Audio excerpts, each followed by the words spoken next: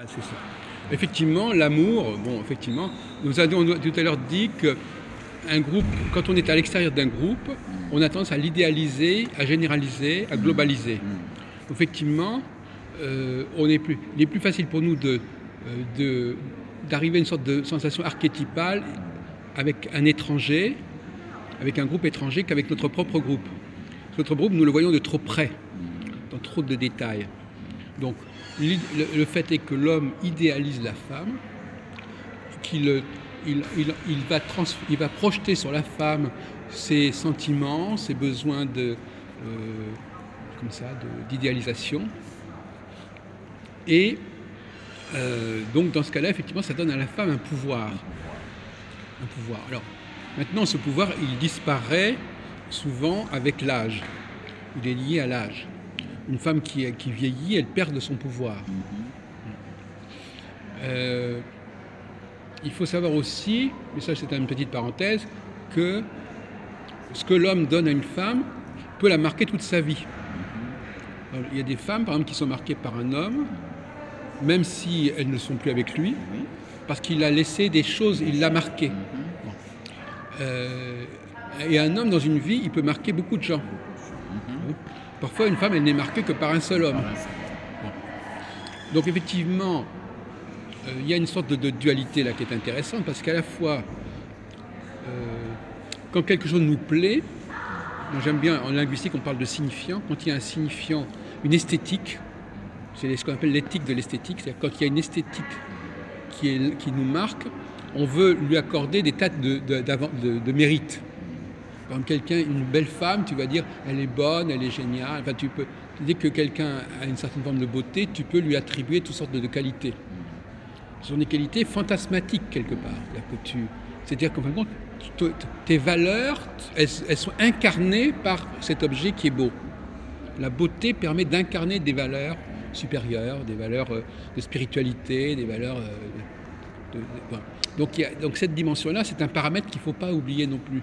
Ce paramètre qui fait que ce n'est pas l'être lui-même que nous si vous voulez, si tu veux, par exemple, si on prend sur le plan linguistique, il y a des mots comme ça qui sont chargés de signification.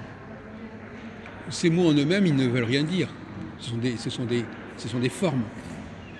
Ce sont des formes. Si par exemple il y a un beau mot, tu peux, s'il y a un mot qui te plaît, qui a une belle sonorité, ou même un beau prénom. Anicet, par exemple, c'est un joli prénom. On a peut-être envie puisque tu t'appelles Anicet, de t'accorder des qualités du fait de ton prénom. Ou si tu as un joli visage, une jolie forme, tout ça, toute cette extériorité va déclencher une certaine idée de ton intériorité. C'est-à-dire que si tu as une belle apparence, on va t'accorder quelque chose de beau à l'intérieur. Bon. Donc tout ça, c'est un paramètre. On juge les apparences. Le plus souvent, on ne veut pas trop considérer l'intérieur. C'est plus facile de percevoir l'extérieur que l'intérieur, de toute façon. Oui. Mais c'est un support, c'est-à-dire que tu veux poser, les valeurs que tu as en toi, tu as besoin de les placer quelque part. Et tu les places sur quelque chose qui a une apparence, une belle apparence. C'est comme une connexion de procréation qui fait que l'homme fasse le culte de la femme, ou c'est par une contrainte extérieure. Ça doit aussi être un message intérieur qui pousse l'homme à aller vers la femme, la procréation par exemple. Parce qu'on voit le cas chez les bêtes, par exemple. Un mouton, sa femme, en état de... Sa femelle. Sa femelle, excusez-moi de dire sa femme. Sa femelle en état de chaleur. D'ovulation, oui. Je veux dire, le mouton peut capter l'odeur à des kilomètres. Je peux dire 12 km, oui. 20 km. Oui. Le mouton peut capter l'odeur. D'accord. Oui. Il va suivre cette odeur jusqu'à venir s'accoupler avec la femelle. Non, mais probablement, il peut y avoir un facteur de ce genre-là qui peut jouer, mais chez l'homme, ça va beaucoup plus loin.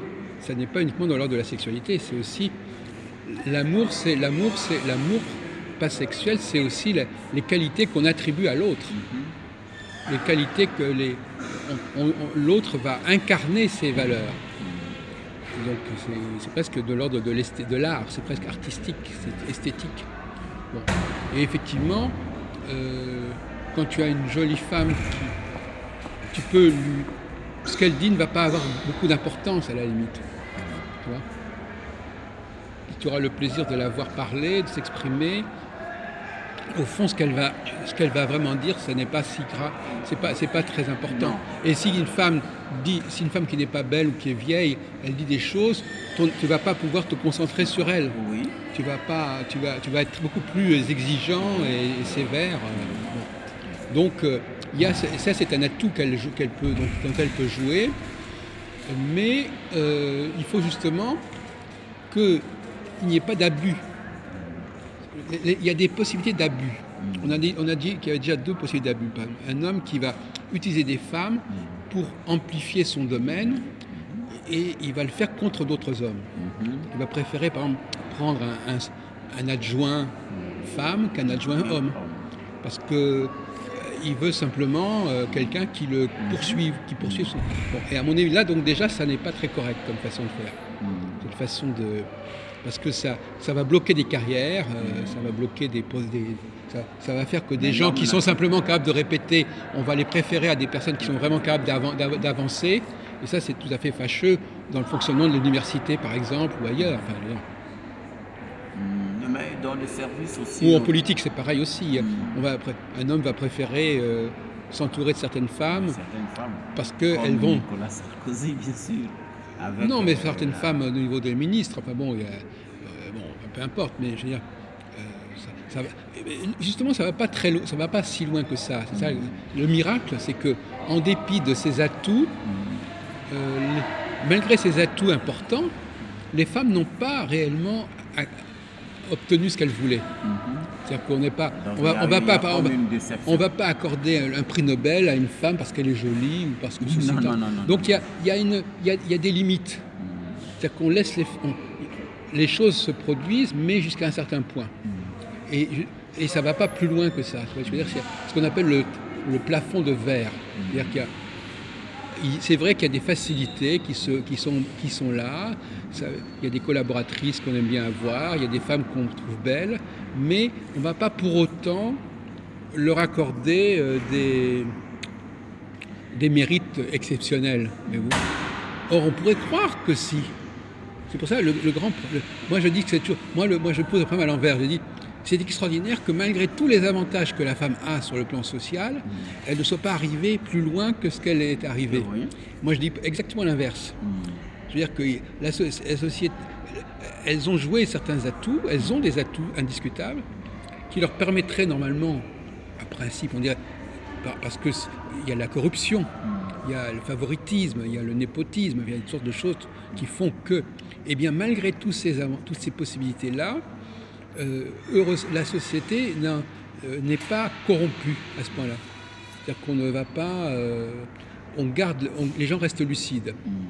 Donc, en fin de compte, c'est un charme qui ne va pas trop loin. Mais je pense qu'elles ont, tu as raison de le dire, elles ont des atouts.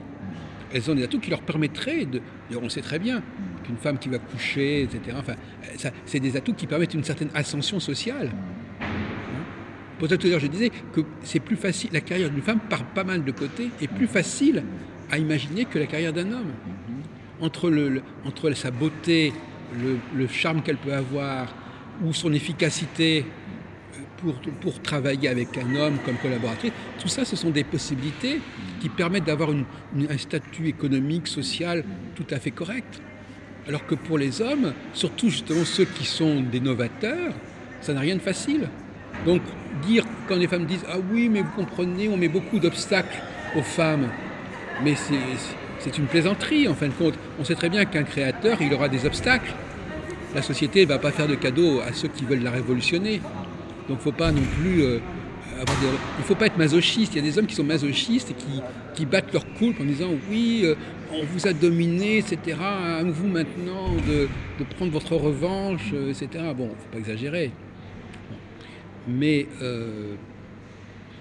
on peut imaginer une société où les